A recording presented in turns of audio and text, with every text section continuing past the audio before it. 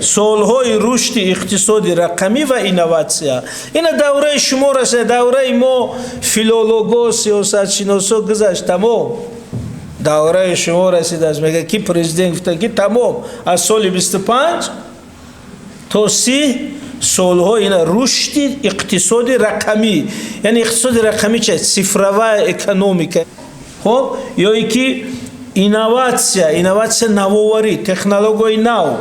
Ина бинед пештар барои як пули света споридан, ина дар пеши меҳмонхонаи вахш як идора буд, номаш горсет.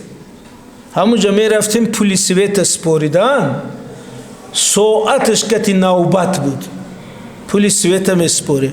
А ҳозир ҳамин хонаи мо ҳатто ман хабар намешам, ба телефон дар карташ мепартон, тамом. Ҳанамин иқтисоди рақамӣ аз о ҳолати физикӣ мегзара ба ҳолати инноватсионӣ. Хоб, барои ҳамин ин соли шумо бинед, як мисол мегам ки шумо خودتون فهمید که چقدر همی سخن پرزیدنت سخن روز است که سالهای اینواتس اعلان کرد. همین هفته گذشته مجله فوربس روی خطی ثروتمندترین شخصان جهان را چاپ کرد. بایترین شخصای جهان. ببینید یکم کی؟ ایلون ماسک. حدود 500 میلیارد دلار رسیده است. 480 چند میلیارد دلار. خب یعنی بیش از 100 ساله بودجه جمهوری تاجیکستان در دستش. 100 تاجیکستان بودجه داره. ایلون ماسک. دوم، این ایلون ماسک راهبر چی است؟ تسلا. دوم میلیاردر جهان راهبر شرکت آمازون که او به خرید و فروش اینترنتی کار دارد. یعنی بازار اینترنتی، یعنی بازار کاروان در اینترنت. سوم زوکربرگ راهبر شرکت متا، پیشتر چی نام داشت؟ فیسبوک. یعنی بینید همین که رفتن گیره در 5 6 7 نفری اولی میلیاردرهای جهان، میلیونرها نمیگیم، میلیونر روز چیزی عادی شده گرد، همین مودم خیلی است. میلیاردر از 100 میلیارد بالا فقط کسایی در روی خط میبینیم که مشغولی اقتصاد رقمی و برنامه اینواتسیونی است. یکم پختکار و زردالو پرور و انگور پرور در اونجا نیست. همه کسایی که تکنولوژی پیشرفته ترین رقمی را جاری کردند. و این همین سال 24 ایلون ماسک حدودی 200 میلیارد دلار کار کرده، سرمایه‌اش قریب 2 برابر شده است. سال گذشته 280 میلیارد بود، ایسا 480 میلیارد دلار. و نه علف درویده است، نه باغ پروری کرده است، نه یگان چوهی انگشت کنده است، و با تکنولوژی رقمی. این شما گپ زسود روزی در روز تلفن بازی دارید، با عاشق و معشوق گپ میزنی، با چت گپ میزنی، با پدرت گپ میزنی، با دوگانت گپ میزنی، پول به همون زوکربرگ سپریده استودی، چون که همین اینترنت پولش پوره میره درمو. روزی در روز با اینترنت استفاده میکنن، نیمی جهان با پول با ایلون ماسک رفته است، از اینترنت ماهواره‌ای. یعنی اینا با واسطه تکنولوژیا چنین ثروت را صاحب شدند.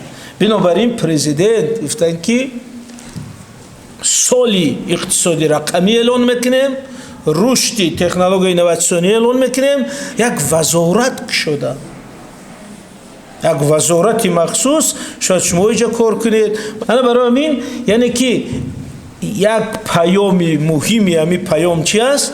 گذشتن به اقتصاد رقمی و تکنولوژی اینواتسیونی. اینواتسیا یعنی نوآوری. ما میتونیم با همین تاجیکی گوییم که نوآوری یعنی چیزای نو، اینویشن.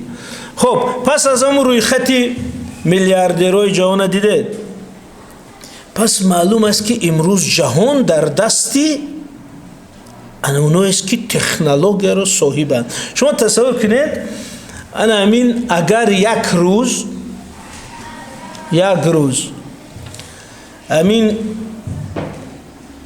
آقای مارک سوکنبرگ صاحب شرکتی فیسبوک که با غیر فیسبوک چندی شبکه دیگه، اگر همین شرکتش قطع کند، خب اینه چخیل کلی سوید مرد همیجا تاریک برق تاجیک سوید خاموش کرد نیست دیگه.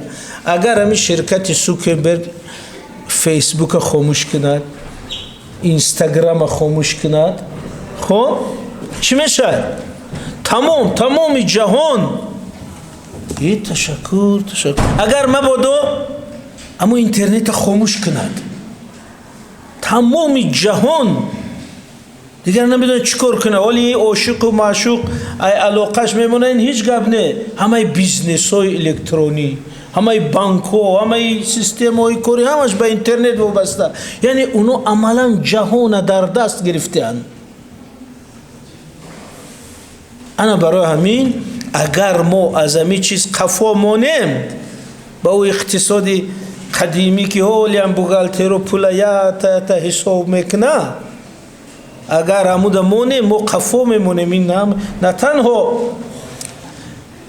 پول از دست میره، دولت از دست میره.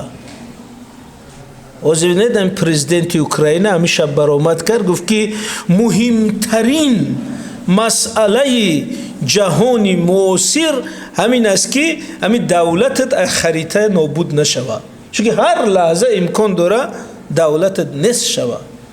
این پرزیدنت امریکا ولی به قدرت نرسیده، دیروز چی گفت که من پرزیدنت شم، کانادا میشه شتات 51 امریکا.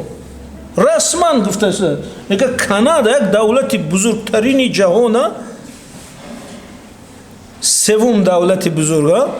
گفت که می کانادا میشه یک ولایت ما تمام، گرینلند میشه یک ولایت ما تمام، مکزیک میشه یک ولایت ما. یعنی امروز همین صاحبان در پهلوش کی ایستاده است؟ ایلون ماسک ایستاده است. ترامپ میبرد به صحنه، در کنارش ایلون ماسک خواه همین شب کدام همین اوکراین خواه همین شب اینترنتش میکشه تمام، یگام بس پیلوت دیده نمیتونه که کجا دست چی. یعنی در دست اوناست جهان. برای کسی صاحب تکنولوژی است امروز صاحب جهان است. انا برای بچه های جوان، او اون بچه پیش معلمش دیگه معلم است، بچه است. شما ببینید کسی تکنولوژی را در دست داره، جهان در دستی. و برای همین جناب اولی قدر مدرن فکر کردن که گفتن که اگر قسمی تکنولوژی اینفورماسیون خونید 5 6 10 مسئله گذاشتن که انمیار اگر نکنیم ما هم چون کشور قفا میمونیم و ضرر میبینیم. شما بینید حتی در جنگ ها چرا یک اسرائیل، این همی اسرائیل 1% کشورهای مسلمان است، 1% نیست، حتی 1%، ولی همش میزند. چرا؟ چون که در همین خانه کشیشته است. با همین تکنولوژی رئیس جمهور ایران در ورتالیوتش زد در درون ایران. رئیس گروه حماس در درون ایران اومد ترور کرد، رئیس حزب الله ترور کرد. چخیل میتوند وای با واسطه تکنولوژی کاردیناتی در کجا بودن همون رئیس حساب میکند و بمب دقیق، راکت دقیق میفرستد. این بین ارمنستان آذربایجان جنگ شد، شما دیده در اینترنت؟ ارمنستان اینقدر تانک، توپ، سالدات، سربازای غیور همش میگن ما برای وطن جان میدهیم، همش به جبهه رفتن. آذربایجان ای جاش نجنبیده است، همین بیسپیلوتنیکای روان کرد، تانکای را تق تق تق میزنه، مثل گل میچینه تانکاش تمام. چون که آذربایجان از ترکیه تکنولوژی نوترین حربی را گرفت. او ارمنستان هرچی غیور است و تندوست است، به غیرت است، مشق کرده است و دیگه فایده ندارد. برای همین گفتن که پیام ما را دعوت میکنه که به سطح نوی رشد تکنولوژی گذر. انا برای همین کسی تکنولوژی دارد او غالب است.